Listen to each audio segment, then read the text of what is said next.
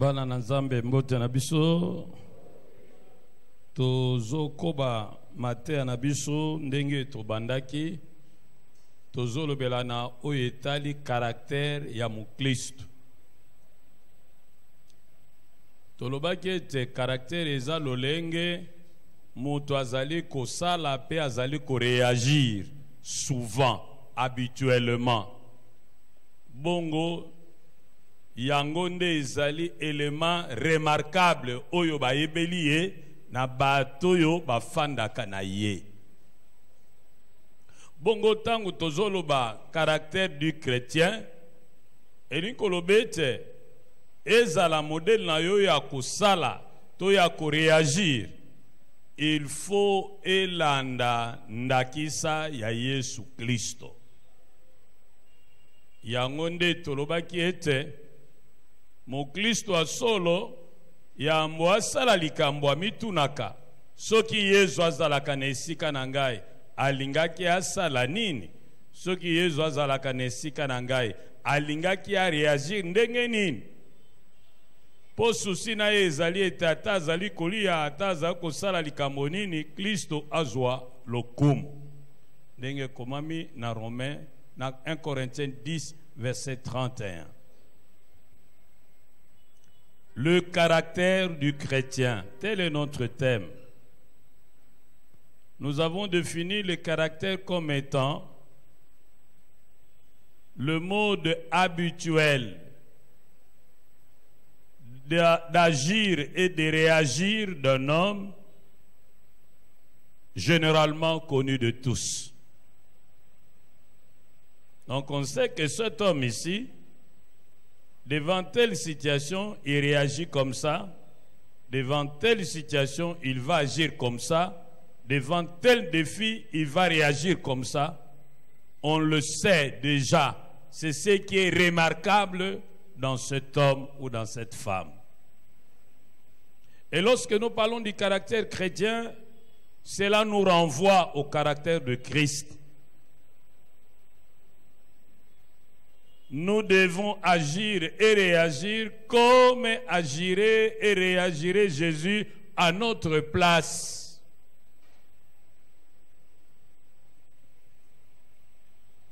Car nous avons été crucifiés avec Christ. Et si nous vivons maintenant, nous vivons dans la foi, dans le Seigneur, qui maintenant vit en nous. Il faudrait que dans notre manière d'agir et de réagir, les gens découvrent Christ. Pour y arriver, nous devons constamment nous poser la question de savoir que ferait Jésus-Christ à ma place. Nous avons dit que nous pouvons effectivement agir comme Christ. Pourquoi? Parce que le Père, le Fils et le Saint-Esprit ont fait leur demeure en nous. Et il nous transforme de l'intérieur vers l'extérieur. Et cette manifestation de la divinité en nous, c'est ce que nous appelons le fruit de l'esprit. Moto komitu na boni boni togo kobika pela moko na Kristo. Togo kobika pela moko na Kristo. Po na nini? Po ete tata na mwana na Molimo Santo baya kovanda katikati na biso. Tozali tempelo ya Molimo Santo.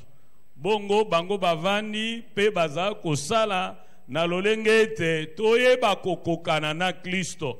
Ndenge totangiaki yango na 2 Corinthiens chapitre 3 verset 17 à 19. Bazo bongo la biso muke muke kino tokokana na Kristo.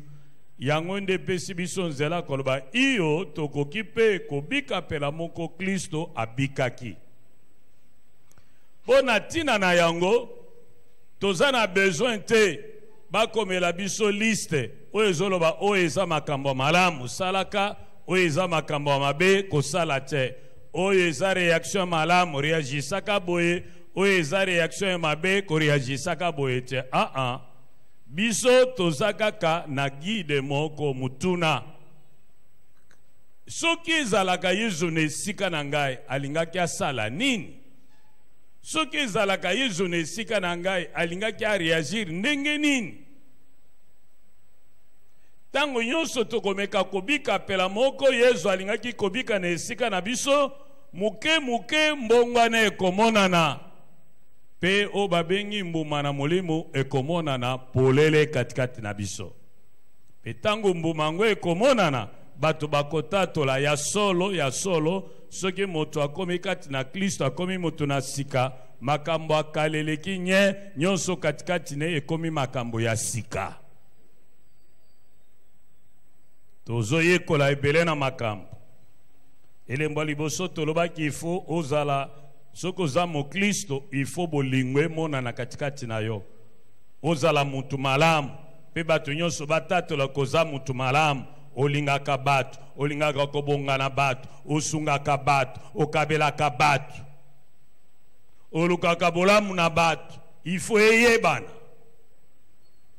balobi na biso ifo ozala fidèle mo Kristo esengeli azala moto soki apeselaka akokisaka soki azwi engagement akendeke nango kino suka mo Kristo normalement akokozala moto oyo azali kodecevoir bato te soki alobi iyo eza iyo soki alobi te eza te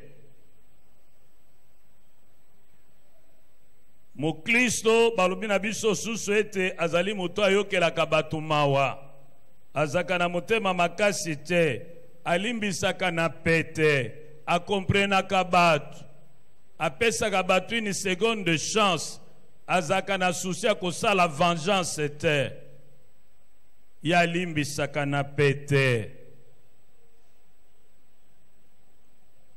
balobi na biso pe mo Kristo azali mutu oyo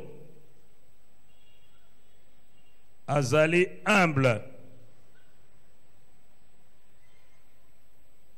mutu oyo azali humble ayebi komikitisa aza lolendo te pe lobi tomonaki eloko nini elakisaka ete mutu aza mutu akomikitisa pe eloko nini elakisaka ete mutu aza mutu alolendo tomonaki ete mutu nakomikitisa atalaka nano baintere na ye te atalaka baintere ya bato mosusu nayebi te soki nalobelaki yango awa na mboka ba lion moto asalaka chasse eza lion te lion soki amoni banyama ye asalaka gangaka kaka oyo babengi rugissement du lion akoganga ntango agangi banyama bazwi panike bayoki somo ntango babandi kokima na desordre lione oya mwasi ye nde akolanda ye nde moto asalaka chasse soki ake akangi antilope akomema antilope wana esika lion azali apesi nanu lion mobali na ye ale atondi oyo etikali apesi bana bale batondi oyo ekotikala ya suka nde ye akolia ozomona humilité eza na ye eza te ekola bamama mosusu azolamba soso mpo ameka mungwa azwi nanu kwesi ale po atala soki pilipili esimbi azwi wana mosusu ale po atala mpenza soki elembi bien azwi lipapu ale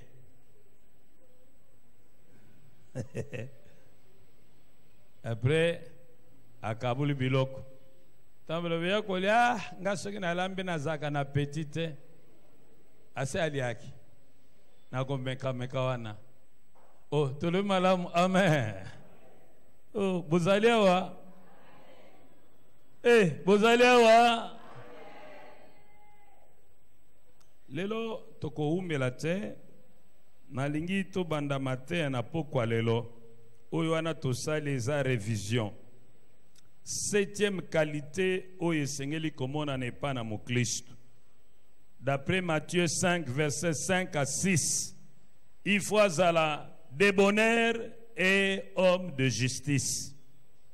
Abandina nona likambwa justice. Mon Christo na Matthieu 5, versets 5 à 6. Mon Christo azali mutu alingaka injustice te. Ezala injustice fondée sur le tribalisme. Ezala injustice fondée sur le racisme. Ezala injustice fondée sur le régionalisme ou sur la religion. Alingaka eloko injustice te. Mon Christo alingaka yango te. Mon Christo azali mutuyo alingi sembo pe alingi ete bato ba respecter ba droit ya baninga. Surtout ba droit ya ba faible. Quand il y a ba faible, tozomona ba veuve, tozomona ba orphelin, tozomona ba étranger. Bible lobi na biso na mokanda na Esaïe 1 verset 17. Apprenez à faire le bien, recherchez la justice, protégez l'opprimé, faites droit à l'orphelin, défendez la veuve. Yangonde mona na kepa na muklish. Normalement, ceux qui mutu akufi na famille o ba Kristo bazali veuve akoko mitungisa te, ba orphelin bakoko mitungisa te, po biloko na bango bakobotola yango te, bakowela yango te, ba bokilo to ba semeki o baza ba Kristo solo bakotelema pona kotelemela nani oyo ali kobotola biloko ya veuve to biloko ya ba orphelin. Parce que mon Kristo souci na ye eza ya justice. Paix à défendre ba faible, ba veuve, ba orphelin, ba étranger.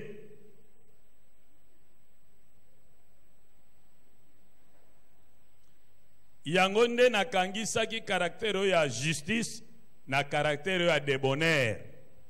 Un débonnaire azali mutu asilikaka na tango malamu kasi asilikaka te na tango mabe. Socrate mutu apesi définition ana. Un débonnaire, ergelotes en grec. Azali mutu oyo asilikaka na tango malamu kasi asilikaka te na tango mabe. Bongo tango malamu nino ya asilikaka. Asilikaka ceux qui bazo marcher na ba droit ya ba faible. Ceux qui bazo maltraiter ba orphelin, bazo maltraiter ba veuve, bazo maltraiter ba étranger, simplement pour baza ba étranger, alors que basa na bango mabete. Ya telemaka, ya lobaka.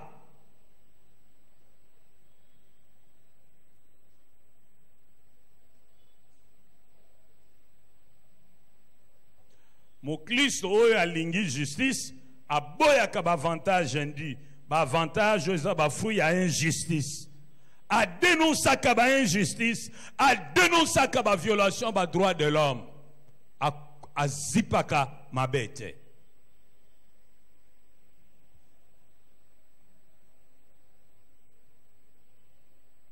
Malheureusement, dans plusieurs cas, l'Église est devenue un chien muet qui ne sait pas aboyer face aux violations des droits de l'homme. Souvent, l'Église se met toujours du côté de celui qui détient le pouvoir. C'est dommage, tel ne devrait pas être le cas. Il y en a même qui pensent que l'Église devait être au milieu du village. Non, Dieu a un choix préférentiel pour les faibles. L'Église doit toujours être du côté des faibles.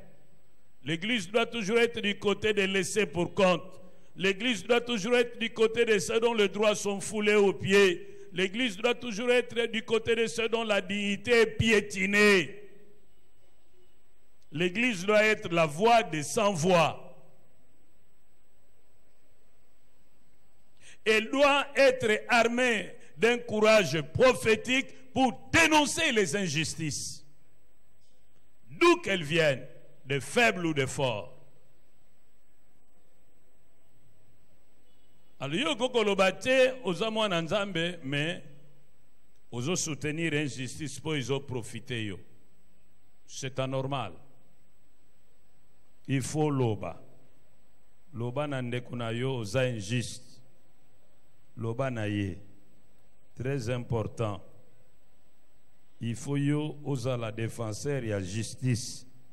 Très important. Telemela no kona yolinga boto la biloko ande kono akufa. Loba biloko na ya matia tika keza pona mwasi na banane. No koko sala bongo te. Il faut loba bongo. Posa mu Christ. Kolobate na kolobate suna kolianga. Alors tu te réunis, tu n'es pas chrétien. Na lingi to loba malamu. Amen. Il faut à la juste yo mu Christ. Soko zo kabula biloko na ndako yo mama eza malamu te oza l'injuste zo kabula los otie na sana semeki ozo ningisa lutu bongo na sana ndeko na yo ozo fina ozo mona los wa moto wana tango ozo fine komona nete zaka muke nzoka nde muninga eza béton armé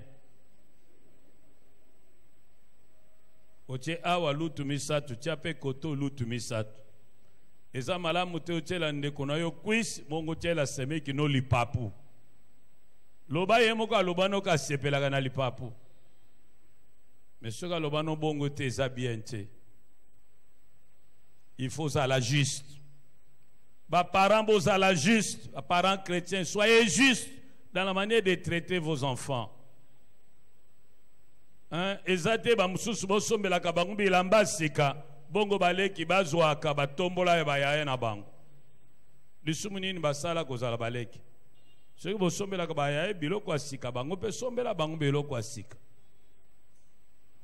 ememaka ba frustration ememaka ba rivalité na ba rejet bana bakanisa kolingaka wana bango olingaka bango te bozomona Joseph parmi ba raison bandekone batekelaki à part bandoto injustice à papa ye bazo pese lamba multicolore ya bien ba mususuka ya bongo bongo nde bakotie fiti zala juste injustice eza ko frustrer bat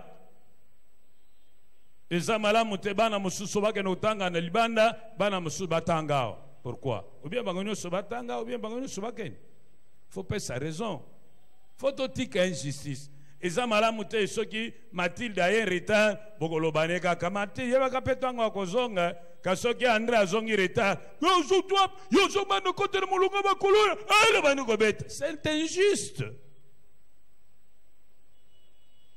tout ça l'effort tout ça la juste yebisa monengano tika injustice za la juste yebisa langa ye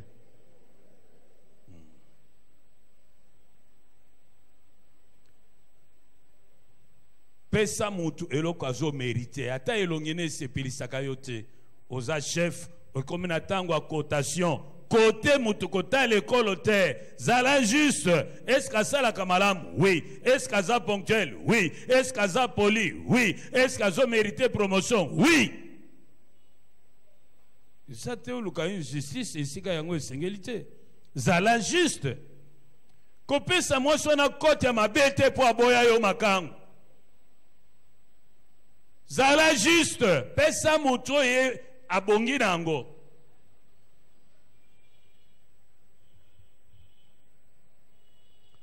c'est 8e qualité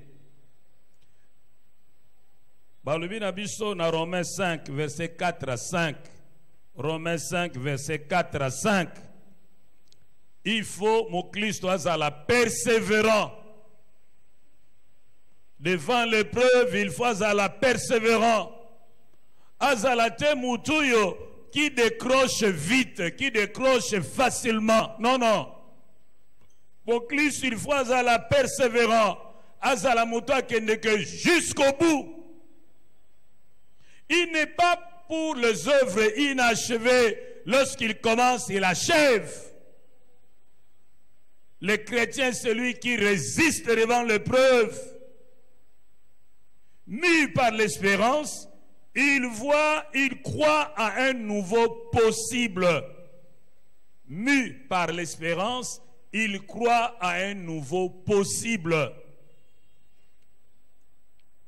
Mon Christ est Seigneur, azala moto akendeke kino suka, aza moto ba demi mesure te, aza moto ba œuvre inachevée te, aza moto alembaka noki te, soki mikakatano ye. Mon Christ akweyaka na découragement te, na désespoir te, po aza na eliki a ete likambo sika elingi ya. Dans Proverbe 18, verset 9, Proverbe 18, verset 9, la Bible dit, c'est lui qui se relâche de son travail est le frère de celui qui détruit. Mutuyo, soki abandi busala akendeke nango kino sukate, balobi na biso azande ko ya mutu abomaka. Nani kombo tu kombo mutu abomaka kombo ne nani? Ça? Yes, alobi le voleur ne vient que pour dérober, égorger, aider.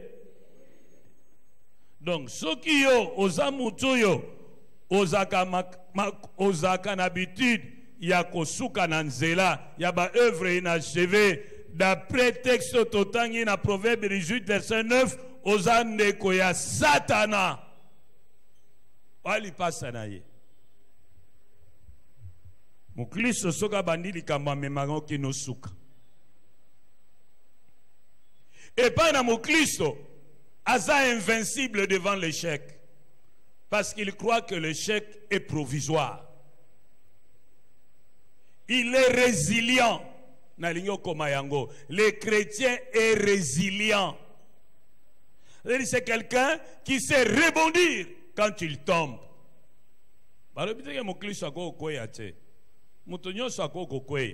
Mais ça, moto ezaka soki akoya telemi apopuli a continuer. Nalingi toloba malamu amen. Oh, nazomona bino bizarre. Toloba malamu amen. Le chrétien est résilient. Et sa qualité me soustient quand na place à persévérance wana. Il ne décroche pas vite. Ce qu'a koué à télé. Ce qu'a échoué à vendre. Alobi na échoué pour nanine. Analyser, mona bongisa wa pena bongisa à reprendre. Il est résilient. Il n'abandonne pas vite. Même ceux qui bazolo banetika na yo ekosimba nangote. Mais quand il est convaincu que le kwazosa les anango lisumute et puis ekopé sanzambe le kumeko sunga batebele akotikate. Oh, loba malamu amen. O koko réussir te na vie na yo soko yebi ko gérer ba échec na yo te.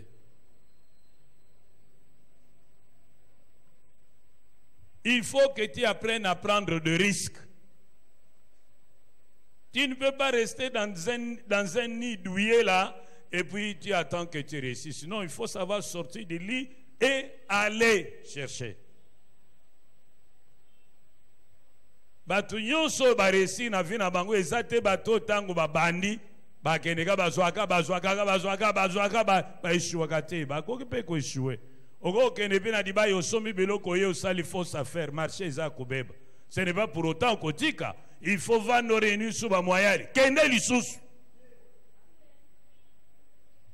Yebisa moninga no kolemba te lobi ko simba. Yebisela ye. Muto ya zaneli ki akelobi ko simba alembaka te. Yebisela nga su moninga no kolemba te lobi ko simba. Lobi ko simba. Lobane essaye encore, lobane essaye encore. Zumona te yezoye ba lobi netala. Biso to sali butu mobimba. To utiliser la technique nyonso to zumbi cité. Ah bon, mo zumbi cité ah papa to zumbi cité. Te bi ko te to zonga ndenge nini. Yezo le bena bozo afile bo boa ka seko na côté droit. Oh. Mais to zolo bana ke to sali butu mobimba. Il logote. Mais lokola yo lobi hein. Ah. Babouaki, babenda boy, ndindi. 143 poissons. Lobana moninga no meka lisusu lobana meka lisusu. Ah zongela lobana est bien meka lisusu. Mais moi na moi so no bonde la kinzamba peso conviction que yende il faut bal. Mais oui bisa ge semaine passa boak sakiyo meka lisusu. A changé na ya vie. Si ko bonde la 3 jours de jeûne et puis jour elanda ko lobana mutute. Luka e banda ko solo la naye. Au monde. Nous en angouya. Lobana moninga no kolemba te meka lisusu lobana ko. Échec est provisoire. Loba malam amen. ezana mutu moko babengaka Albert Einstein alemba na kozwa diplôme d'état azaka ko échouer finalement kende ni université lobana bango nga mwa papier ngo nezo complainga boko manga kaka bakoma ye tanga kota ni université aleka ba professeur ne mayel ayeko bima savant bombe atomique basala ngo na formule na ye atika ba équation mususu a trigonométrie ti lelo babundanaka bona ko silisango donc exactement pour moi na échoué na classe que azamayele tazane mayele mais peut-être professeur a expliqué qui bien té ou alors question ba poser qui vocabulaire moko zana na kati a comprendre qui ngo bien té ou ba tia qui virgule et si kama be alié le kola analyse ka biloko bien a comprendre qui question mabe lobana mninga no l'échec provisoire lobana l'échec provisoire. Les chrétiens ne se découragent pas. Les chrétiens ne se découragent pas. Les chrétiens sont résilients. Tant qu'on a le les chrétiens résilients, résidenté, na lobby résilient. Pour yo quand c'est résident. Tant qu'on a le les chrétiens est résilient, eli kolobani. Hein? Ce qu'a quoi y a te problème na yo ce ko quoi pour télé télémanoki nalingi tolo ba malamu amen balobi na biso mbamba ya mukristo ils rendre invincible devant l'échec et devant l'épreuve.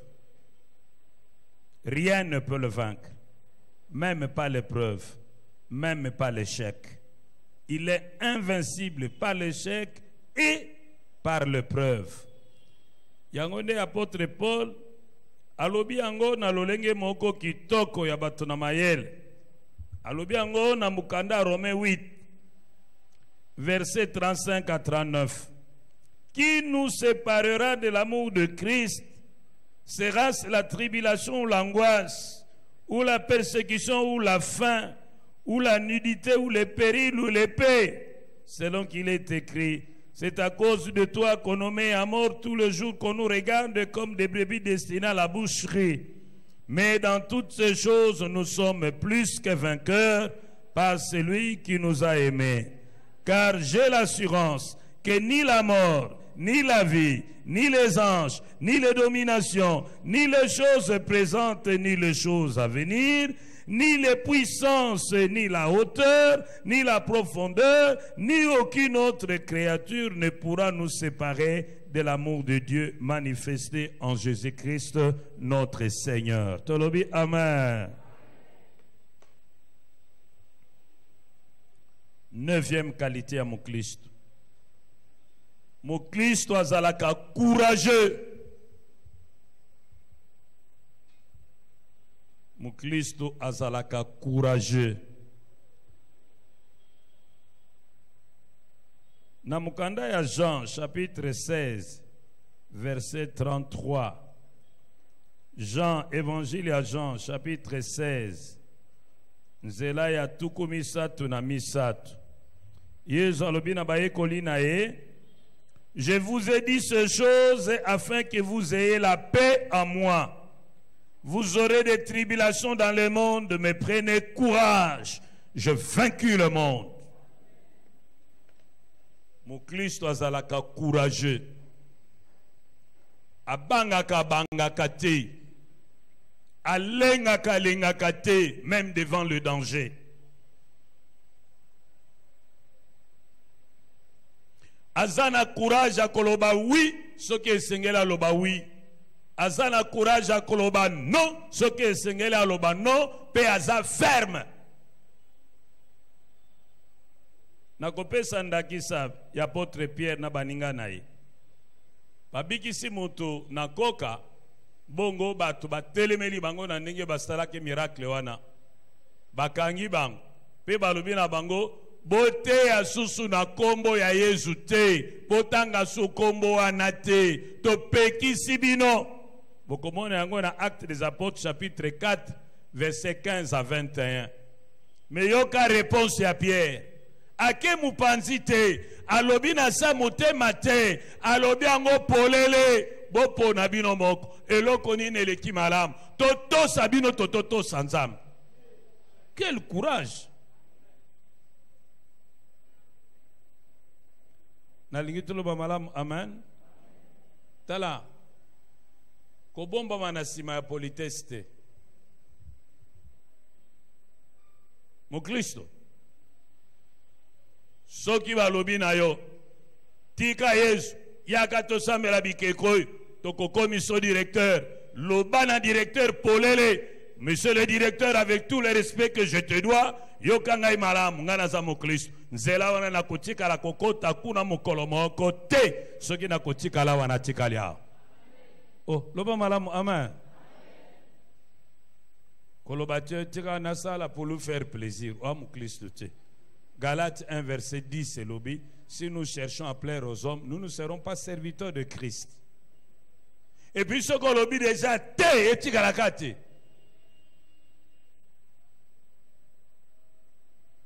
Boyebi tozo kende mouke vers une période où l'église va passer par le feu, où nous serons les vrais et les faux chrétiens. Bientôt notre foi sera mise à rude preuve. Kalamingite.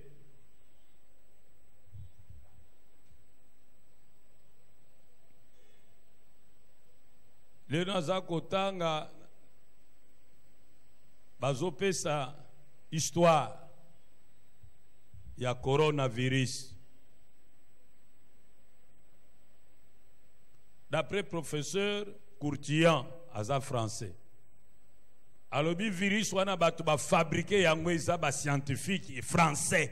Ya institut Louis Pasteur, inerbe na bango.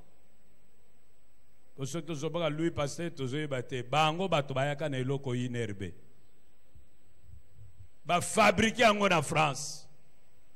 Bazui Covid o ezaki naturel babaki sikona ba séquence ya ADN ya malaria, babaki sikona ba séquence ya ADN ya VIH, babaki sipe 155 maladies mususu. Ba créer virus wana esili bazui yango ba kenango na Yuan na Institut Pasteur o ezokona na Yuan. Ba libérer virus wana sans que ba scientifique chinois ba yeba. Pour ce qu'on va le virus c'est utile na Chine. Rien.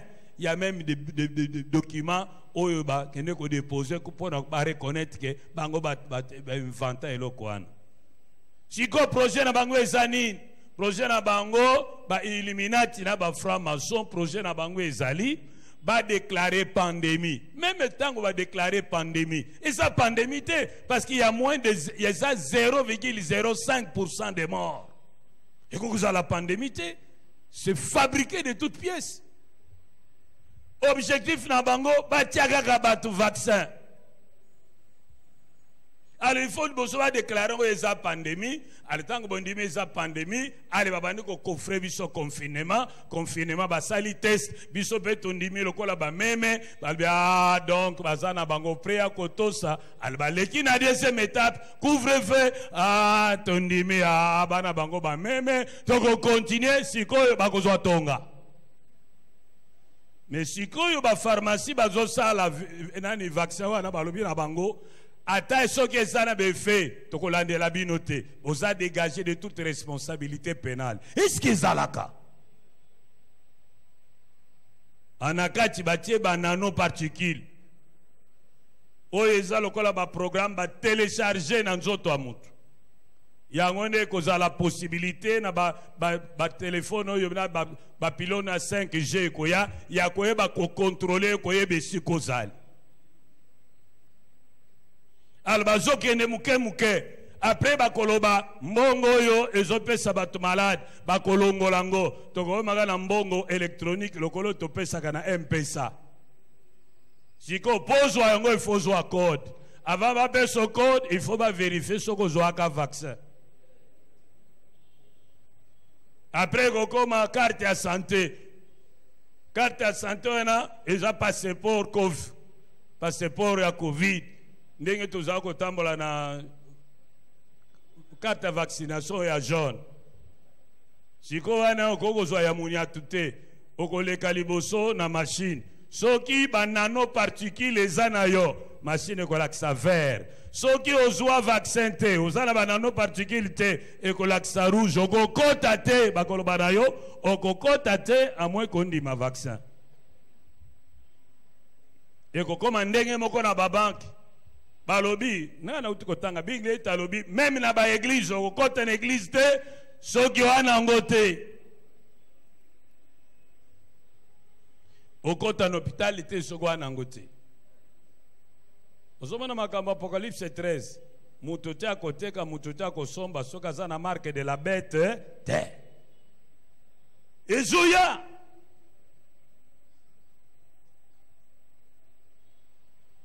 Tokomona nani akope ndima nani akoboy. Nde ba vrai Christ bakoyeba. Oh, nalingi toloba malamu amen. Ba français balobaki liboso vaccin za obligatoire te siko ba soda obligatoire. Maintenant bazozela Macron aloba ekozala obligatoire. Biso Afrique tozaki na malade wana te baye nango nanko.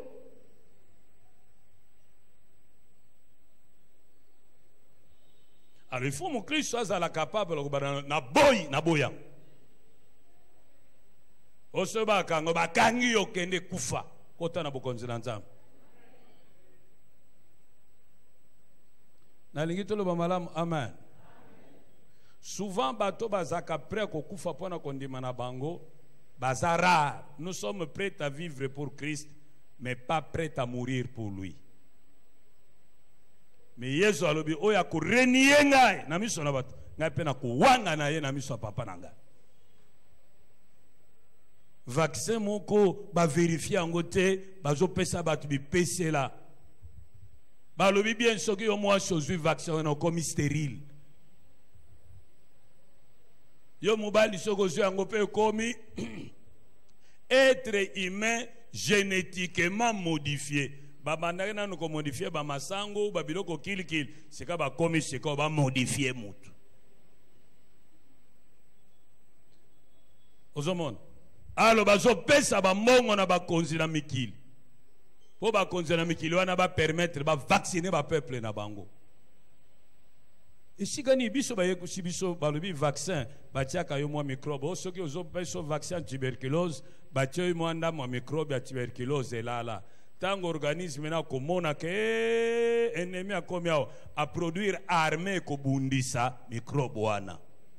Tango a former armée wana yozo tambola na yo soko kutani na vrai microbe armée wana eza déjà ko bundisa yango pe kota yote donc mutu aza vacciné aza protégé bon siko bango ba komi ko changer na science balobi non il faut te faire vacciner pour te protéger les autres non si lui a été vacciné même si moi je ne suis pas vacciné ça ne microbe bango en quoi est-ce que je vais être une menace pour lui au monde ba komi ko torpiller na science. Bakomi ko changer yango po baza bato lukuta.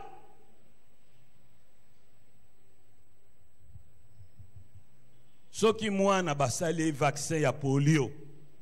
Ye soka kutana malade ya polio, aza deja na basoda bakobundisa pe bakolonga malade wana polio.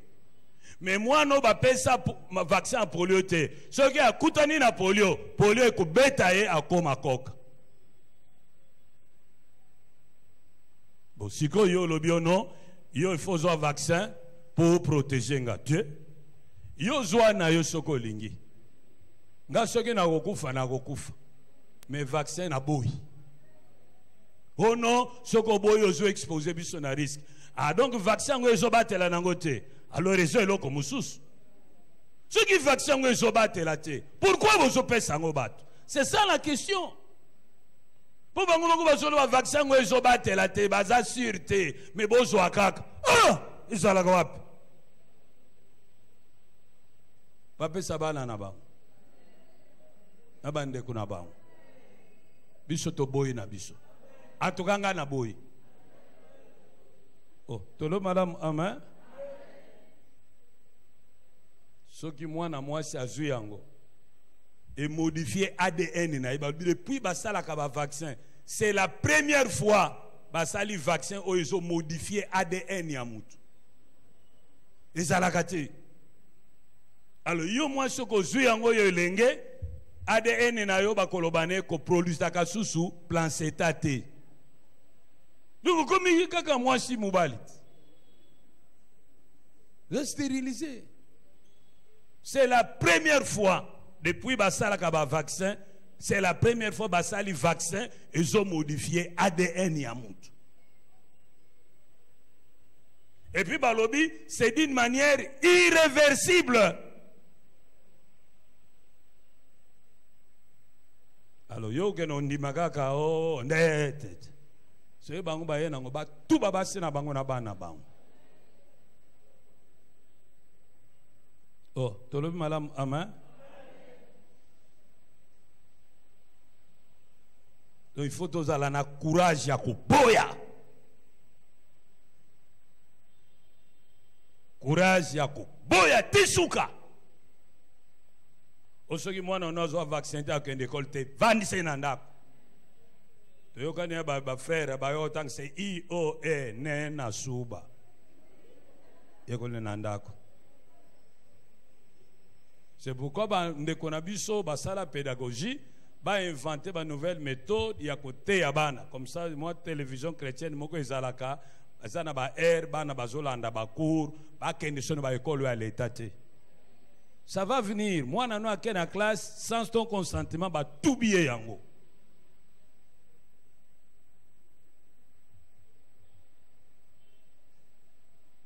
Ils ont dit que je suis au Cameroun, je suis en classe, je vais tout bien yango. Est-ce que c'est ça? Otu ba mwana batotongo mwana l'État. L'État laisse ça. Bon, nani awa zwaki biloko utake pa l'État lelo. Atombola lboko. Tout débrouille quand on est na biso to yebi l'État te. Asala ga rien pour na biso. Bongo yako pesa biso tonga. Yel kamni. Yo mutozana ndeko mokonzi yebisa ke to sito boy. Ah zoloba amen.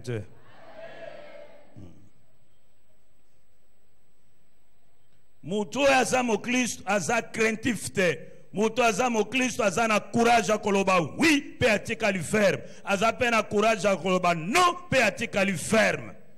Muto aza mo Kristo abtosaka l'État na makambo oyo ezo memayande ora liloba na nzambe te. Ndenge balobi toute autorité vient de Dieu, soyez soumis à l'autorité établie. Oui, na kotosa mokonzi. Soki makambo zo senganga eza contre kondimananga ite. Ka soki makambo zo senganga eza contre kondimananga na koboya kino anakufa ponango. Tala Daniel balobi na ebino nyonso bokongumba melekeko. Mais Daniel balobi na kongumba melekeko te. Bazuye babwaki na fosso lion. Nzambe asungaki.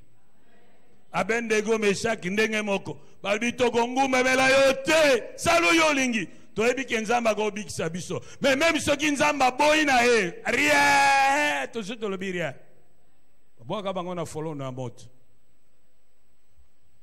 Il faut tozala ferme tolobi malam amen. Oh, il y a aussi des médecins corrompus. Bazali. Oh, l'État le dit, mais nous vous aimons tout ça. Mais il y a aussi des dirigeants politiques corrompus. Vous allez faire. Donc, combien à 40e point? Hein? 10e point. 10e point. Tokolobete. Mon Kristo azali mutu alingaka musala. Na 2 Thessaloniciens 3 verset 10 à 12 balobi na biso que celui qui ne travaille pas ne mange pas non plus. Soki otangi Biblia Nzambe na Abraham, Isaac pe Jacob na premier chapitre la Bible bazolakisa biso Nzambango comme un Dieu travailleur. Ogoko lobate ke Nzamba za tata na yo bongo yo zala goy goy eza normal te. Mwana na nzambe nyonso esengela zala moto alingi musala asalaka musala na liseki te. Pe balobi na biso toko pona misala te. Musala toko boya ezaka musala oyo ezotinda biso tosala masumu to nyokola bato toko boya musala wana. Mais ce qui est otinda na masumu te ezotinda yo po nyokola bato te o humilie bato te okoko sala yango. Po Bible lobi na biso na Proverbe 14 verset 23, tout travail procure l'abondance, mais les paroles en l'air ne mènent qu'à la disette. Sala musala. Yekola ko sala kwanga. Teka kwanga. Yekola ko sala ba yaourt. Yekola ko sala ba cake. Yekola ko sala mapa. Yekola ko beta brique. Yekola ko beta ba claustra. Yekola ki ferrailleur. Yekola ki maçon. Yekola ki carreleur. Yekola ki plombier. Yekola ko kangasuki. Yekola ko bongisa bilongi. Yekola ko kata manzaka ya basi. Yekola musala zobe zate. Oh, loba malam amen. Sala nanu musala yoko ko sala en attendant ozwa musala o kote la ka université. Koyoka sonite sala musala. Yekola ki chauffeur. Yekola ki chauffeur. Qui recevait aux gens besoin ko yekola te zalaga na courage. Matete matete matete serré serré serré. Oh, lobo malam amen. Yekola kolamba ko fungula pe place na malewa tala kote ba chantier ezali kende koto na fungula malewa na yo uzanga mbongo te yoka soni na kosenga kasiko yoka soni na musa voilà bongo kosala motindo ilingi yote balobi na biso tika ete musali balobi na Ephésiens 6 3-8 tika ete musali asale la patrona ye kasi amona patrona ye te na esika ya patrona ye amona nkolo masiya nde esika balobi na biso faites du travail un acte d'adoration. Yo moklisto sale la patrona yo pesa ye un travail de qualité. De telle sorte que tango yon soit tonda kanzambi du fait que oza musali na ye. Komatan, koyibate, loba vérité, sala musala kitoko, classé biloko nyons, avant okende, zala très poli, loba patron na silise na koko kende, awe kende na yo, très bien. Kosenga ka patron tikete, bongisa tike na yo, aller-retour, po amon na yo kilote. Ce que lia biloko et pas patron ko lia na des autres te lia na mesure po eza ya yote ba futa kayo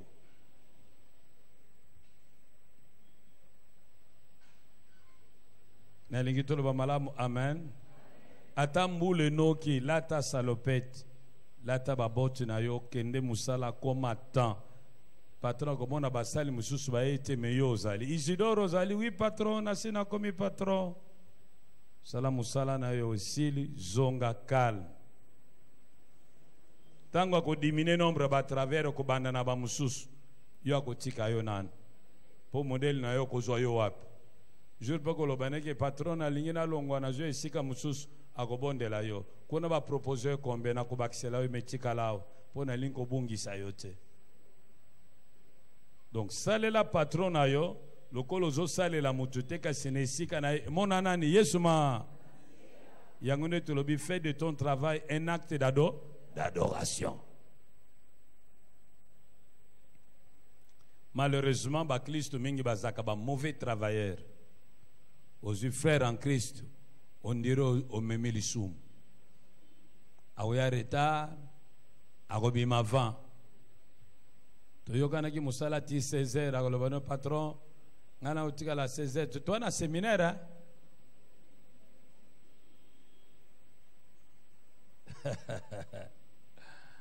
toi na séminaire a raté séminaire te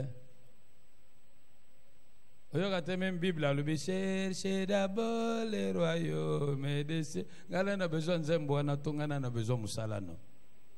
Yo moto koteya. Pourquoi prévenir qui nga inventé? Les chrétiens souvent sont des mauvais travailleurs. Et je le dis à notre honte. Et Seigneur qui est à la bonne côté. Ce que vous avez chauffeur taxi, pêche voiture à taxi. Qui ça versement? Et ça été au sali journée mobimba et comme il n'a pas quoi, aux humains foutent à moteur au pakuli na maboko, oye patron vraiment mutu que tungi singami kuto bakanga kinga ne sika ya 30 000 wana na joka ka 12. Asomba mutu kango pona yo.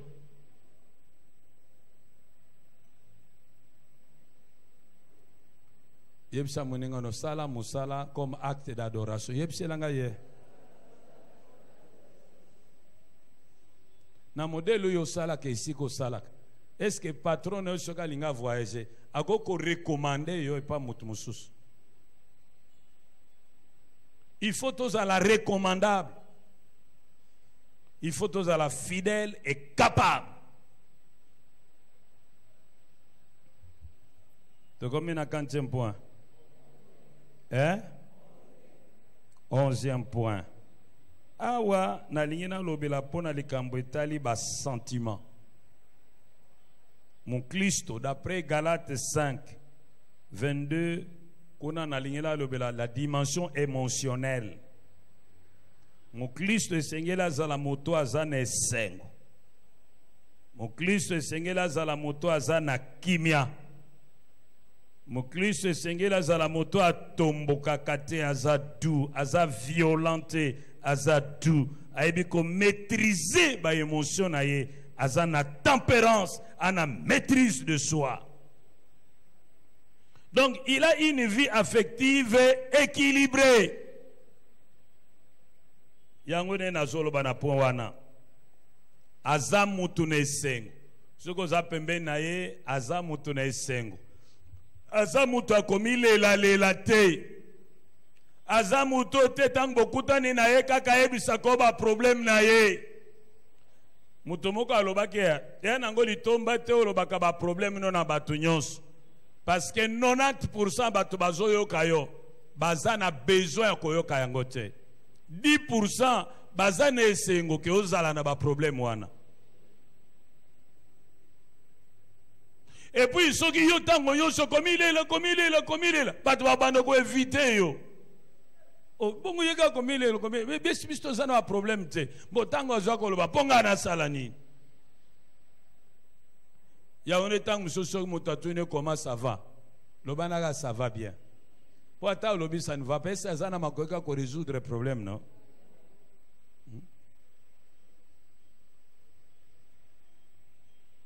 C'est là, car les bat théologiens, quelle est la grande caractéristique des chrétiens lobby? C'est la joie. Mon Christ normalement, azamuto azane sengotango nyos, pour nani nazane sengotango nyos, pour ayebi que les hasards n'existent pas pour lui. Vie naïe est prise en charge par Dieu qui contrôle chaque détail. Rien ne lui arrive ce qui nous a lingi en gote, rien ne lui arrive ce qui nous a permettre en gote.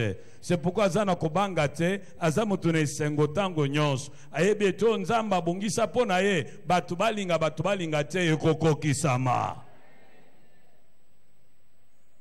Mon Christ sengela zala moto azana kimia, akoko zala moto agité te. Mutako banga te aza calme po azana ye le kingoya na azana mukili abanga nzamba abanga subatu a calme pe bisika zali atiaka kimia aza pyromanite meye aza sapeur pompier aza gilet te kabolak me aza tonga esangisaka. Ya sama mengalisa te, papa ngalisa te, ya bomaka moto. Même ce qu'il kamozango et il kamongo eza grave, ya kitisaka yango, atiaka bala terre. Mon Christ. Asemisaka mabe ya muninga te. Po aza très compréhensif abomaka moto. asala ngonga pe na ko sala mokolo mosusu yepe muta liboso te yepe muta suka te laissez tomber bolimbisa ye supportons-le. Voilà un chrétien. Mon Christ kaka na niveau ba sentiment aza mutu moko aza maloba moko douceur na maloba na ye, plein de douceur na maloba na ye, aza violente na maloba na ye, aza brutalité na maloba na ye, aza na maloba ezokisaka te, aza na maloba ekitisaka batu mitema. Et puis ceux qui ont silikisi bato ba yebi il faut bakamwa. Nathanaël a silika basali les combats graves. Nathanaël jamais. Tu es moi non balo. Qu'est-ce qu'on lui a fait pour qu'il en arrive là? Azala à la colère. Très doux, même na ba réaction na ye. Mon Christ est vrai, mon Christ a beta moi sinete. Mais ça n'a pas clé sur mon sous, bazana calendrier. Ce que yoga zoga, tika, le lo samedi, bango. Ce que yoga n'est pas samedi. Yo ce que ça m'a cassé, que nous combundé ça y est dingwe. Tika moi sinayo. Loba na moninga no mokliso zaka brutalité, zaka violente loba. Azadou. Mon Christ a une maîtrise de soi. Il a maîtriser kanda naye. Il a gérer esengo naye. Il a gérer mawa naye. Azana maîtrise à l'émotion naye. Azana maîtrise à colère naye. Azana maîtrise à esengo naye. Azana maîtrise à mawa naye. Azana tempérance. Donc, on a 40e point, 12e point, pena sukiwana. Ce que tangi na Jean, chapitre 8, verset 44, Yesu alobi, vous avez pour père le diable, car le diable était menteur depuis le commencement. Et quand il ment, il parle de son propre fond. Sikoyo, opposé à mensonge, je fais à la nine. Vérité. Mon Christ azaka véridique à kosakate. Ou bien akangi monoko, ou bien alobi vérité. À kosakate. Papa nanga lobaki nanga tango bango bazaki bana mike. Soki bato bake na tribunal, juge il faut atuna. Soki atuni religion ya mutu. Atuni yoza catholique ou bien za religion nini. Soko lobika kanaza protestant okola panda ete. Po missionnier aboya kakola panda. Soko za mission okola panda ete. Po nani po baebi ke mission akosaka te. Me ba magistrat wana bazonga sikoyo. Babenga ba mission. Mais pas regretter. Mais normalement, mission à Kosagati. Lobane normalement au Seigneur Kokosate. Yebselanga moninga no. Lokolo za mwana nzambe loba lokolo za mwana nzambe. Au Seigneur Kokosate. Mais ba papa ba kosa ala muki retard, a comme retard. Tu ne comment tu es arrivé en retard bien toi l'étais chef moi na malade bana ba memangam azonga retard pour akende yenen mo kwa musus zonzing ayo nous avions une longue réunion yebselanga muninga no normalement koko sakate lobane siko zongela ko banda lelo koko sate lobane. Ou bien on lobby vérité, ou bien on lobby laisse tomber. Pour la vérité, monsieur c'est bien te soko lobby ngo ebomi mbok. Kufa nango kaka.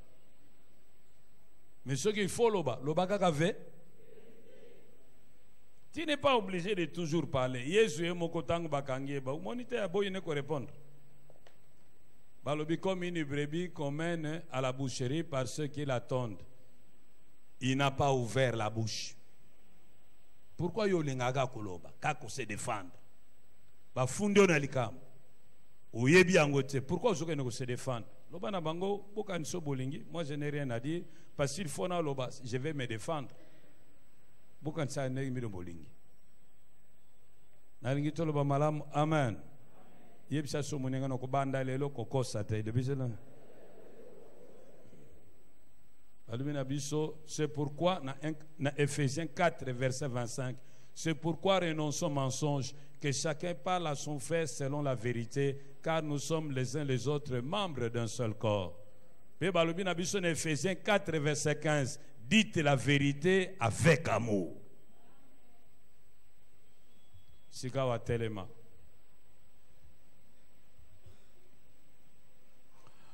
Notre vrai problème, hein, je dois vous le dire, notre vrai problème pendant ces séminaires, c'est que nous arrivons en retard.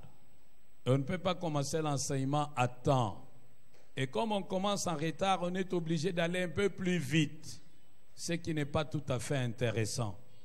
Ma prière est que le Seigneur vous aide à garder le peu que nous avons pu vous partager. Telema ici que je mio.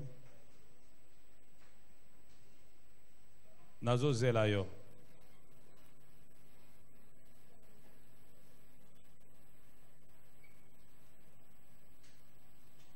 Tonda nzambe pona mate toujours na poko alelo. Bondela.